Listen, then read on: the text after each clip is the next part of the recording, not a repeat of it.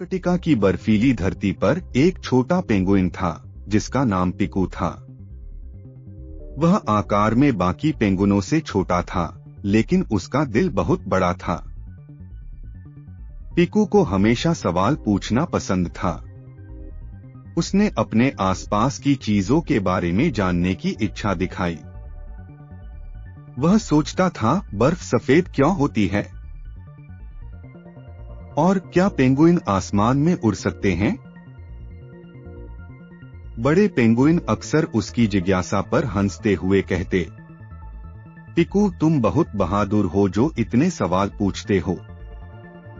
एक दिन अचानक तेज तूफान आया। समुद्र की लहरें ऊंची हो गईं और बर्फ की चट्टानें टूटने लगी। कुछ छोटे पेंगुइन एक तैरते हुए बर्फ के टुकड़े पर फंस गए,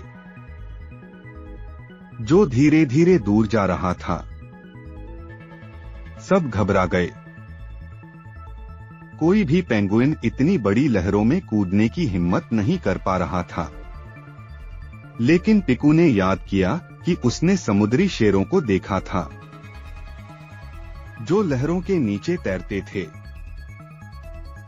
उसने सोचा, मैं जाऊंगा।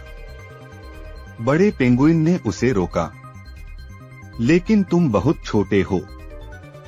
पिकू ने मुस्कुराते हुए कहा, छोटा हूं, पर मैंने सीखा है कि लहरों से कैसे निपटना है। उसके साहस ने उसे प्रेरित किया और उसने पानी में कूदने का फैसला किया। जैसे ही वह लहरों के नीचे तैरने लगा, उसका दिल तेजी से धड़क रहा था, लेकिन उसने हिम्मत नहीं हारी। वह छोटे पेंगुइनों के पास पहुंचा और बोला, मेरे पीछे आओ, सब मिलकर अपने पंख हिलाओ। बच्चों ने पिकू की बात मानी और धीरे धीरे सब सुरक्षित वापस आ गए।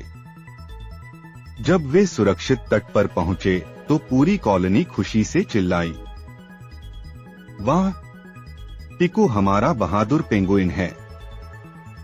उस रात पिकू ने महसूस किया कि बहादुरी का मतलब हमेशा सबसे बड़ा या सबसे ताकतवर होना नहीं होता। उसने सीखा कि असली बहादुरी ज्ञान का उपयोग करना, साहस दिखाना और मिलकर काम करना है।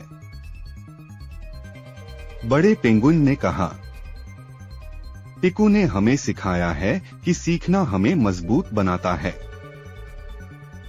सवाल पूछना कभी मत छोड़ो, क्योंकि ज्ञान ही असली ताकत है। पिकू की कहानी ने सभी को यह सिखाया कि जिज्ञासा बहुत जरूरी है। सवाल पूछने से हम सीखते हैं।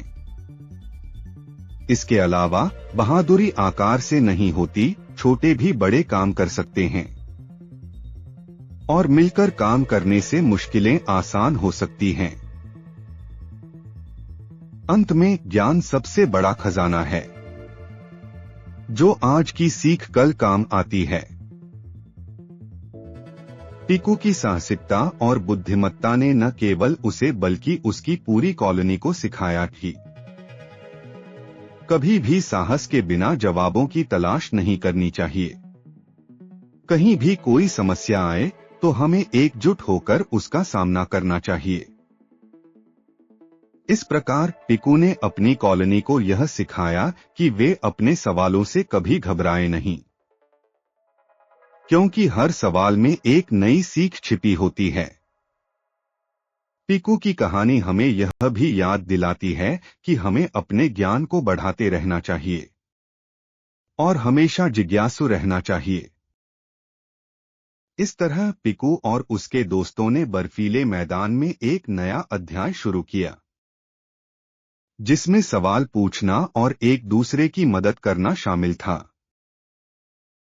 उनकी मित्रता और साहस ने उन्हें मजबूत बना दिया और अब वे एक दूसरे के साथ हर बात साझा करते थे। पिकू ने साबित कर दिया कि साहस और ज्ञान का सही उपयोग करके हम किसी भी मुश्किल का सामना कर सकते हैं और नए सफर के लिए तैयार रह सकते हैं।